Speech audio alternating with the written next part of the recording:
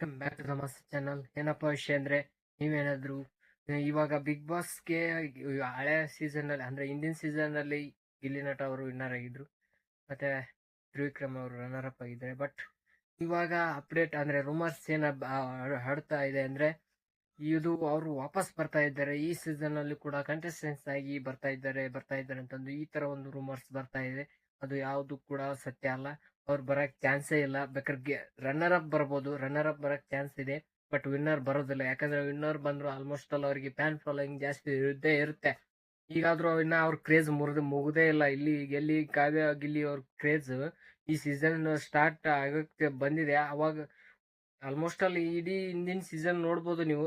ನೋಡಿದಾಗ ಭಾಳ ಅಂದ್ರೆ ಒಂದ್ 2-3 ವಾರ ಅಷ್ಟೇ ಇರ್ತಿತ್ತು ಅವ್ರದ್ದು ಕ್ರೇಜ್.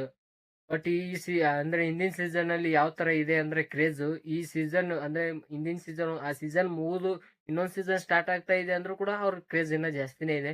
ಅದೇ ಒಂದ್ ವೇಳೆ ಅವ್ರ ಏನಾದ್ರು ಇವಾಗ ಒಳ್ಳೆ ಬಿಗ್ ಬಾಸ್ಗೆ ಬಂದ್ರೆ ಕಪ್ ಹೊಡ್ಯೋದು ಅವರೇ ಪಕ್ಕ. ಯಾಕಂದ್ರೆ ಆ ರೇಂಜಿಗೆ ಕ್ರೇಜ್ ಇದೆ. ಮತ್ತೆ ಅದೇ ತರನೇ ಅವ್ರು ಆಡಿದ್ರೆ ಮಾತ್ರ ಸಖತ್ತಾಗಿನೇ ಕ್ರೇಜ್ ಇನ್ನ ಎಲ್ಲಿ ಹೋಗುತ್ತೋ ಗೊತ್ತಿಲ್ಲ. ಬಟ್ ಅವ್ರನ್ನ ಮಾಡಿ ಚಾನ್ಸ್ ಕೊಟ್ಟವ್ರಿಗೆ ಅಂದ್ರೆ ಇವಾಗ ಆಲ್ರೆಡಿ ಅವ್ರು ವಿನ್ ಆಗ್ಬಿಟ್ಟಿದ್ದಾರೆ, ಇನ್ನೊಬ್ರಿಗೆ ಚಾನ್ಸ್ ಸಿಗ್ಬೇಕು ಅಂತಂದು ಬಿಗ್ ಬಾಸ್ ಕಡೆಯಿಂದ ಆ ತರ ನಿರ್ಧಾರ ತಗೊಂತಾರೆ.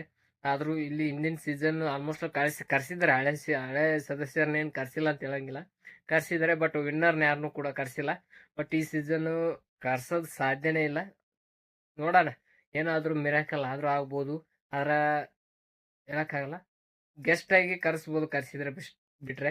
ಬಟ್ ಸದಸ್ಯರಾಗಿ ಕರ್ಸಕ್ ಸಾಧ್ಯನೇ ಇಲ್ಲ.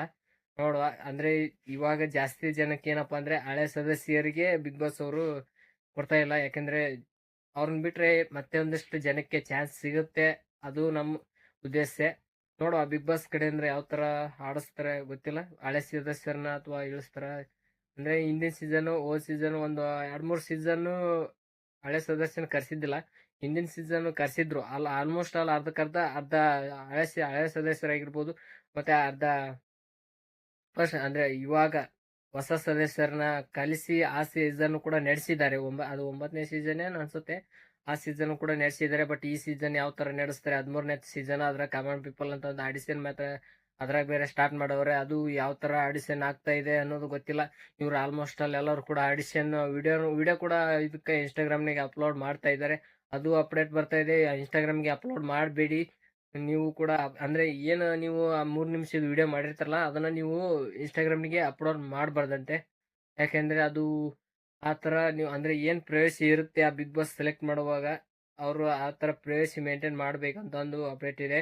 ನೋಡೋಣ, ನೀವು ಅದು ಏನಾಗುತ್ತೆ ಮುಂದೆ ಅದು ನಿಮಗ್ ಬಿಟ್ಟಿದ್ದು. ಅದು ಇನ್ನು ಕನ್ಫರ್ಮ್ ಆಗಿ ಅಪ್ಡೇಟ್ ಇಲ್ಲ. ಅದೇನು ಹಾಕ್ಬೇಡ ಅಂತಾನೆ ಅವ್ರು ಏನು ಹಾಕಿಲ್ಲ. ನೋಡುವ. ನೀವು ಅಂದ್ರೆ ಅವ್ರಿಗೆ ತೋರಿಸ್ಬೇಕು ವಿಡಿಯೋನ, ನಮ್ಗೆ ಅಂದ್ರೆ ಇನ್ಸ್ಟಾಗ್ರಾಮ್ ನೋಡೋರ್ಗೆಲ್ಲ ಬಿಗ್ ಬಾಸ್ ತಂಡಕ್ಕೆ ತೋರಿಸ್ಬೇಕು. ಅದು ತಲೆಯಲ್ಲಿ ಇರ್ಲಿ ಅಂತ ಅಂದ್ ಹೇಳ್ತೀನಿ. ಮುಂದೆ ಅದು ಕೂಡ ಸಮಸ್ಯೆ ಆದ್ರೂ ಆಗ್ಬೋದು. ನೀವು ಒಂದ್ ವೇಳೆ ಸೆಲೆಕ್ಟ್ ಆದ್ರಿ ಅಂತ ತಿಳ್ಕೊಳ್ಳಿ, ಆದ್ಮೇಲೆ ಅದು ಆ ತರ ನೀವು ವಿಡಿಯೋ ಅದಕ್ಕೂ ಆ ವಿಡಿಯೋ ಹಾಕಿದ್ದು ಕೂಡ ಡಿಸ್ಕ್ವಾಲಿಫೈ ಮಾಡ್ಬೋದು. ಹಂಗಾಗಿ ಒಂದ್ ಸ್ವಲ್ಪ ಯೋಚನೆ ಮಾಡಿ ವಿಡಿಯೋ ಅಪ್ಲೋಡ್ ಮಾಡಿ ಅಂತ ಹೇಳ್ತೀನಿ. ಅಂದ್ರೆ ಇನ್ಸ್ಟಾಗ್ರಾಮಿಗೆ ಯಾವ 3 ನಿಮಿಷದ ವಿಡಿಯೋನ ಆಲ್ಮೋಸ್ಟ್ ಹಾಕಿದ್ರೆ ಎಲ್ಲರೂ ಹಾಕ್ಲ ಇವಾಗ ಹಾಕ್ಬೇಕಂತ ಅನ್ಕೊಂಡು ಆ ತರ ಹೇಳಿದೀನಿ. ನೋಡೋಣ. ಇದು ಏನು ಗಿಲ್ಲಿ ಮತ್ತೆ ರಕ್ಷಿತಾ ಬಿಗ್ ಬಾಸ್ಗೆ ವಾಪಸ್ ಬರ್ತಾ ಇದಾರೆ ಅಂತ ಒಂದು ಅಪ್ಡೇಟ್ಸ್ ಏನಿಲ್ಲ. ಅದು ರೂಮರ್ಸ್, ಬರೀ ರೂಮರ್ಸ್ ಮಾತ್ರ. ಯಾರು ಕೂಡ ಇದನ್ನ ನಿಜ ಅನ್ಕೊಳಕ್ ಹೋಗ್ಬೇಡಿ, ಇದು ಸುಳ್ಳೆ.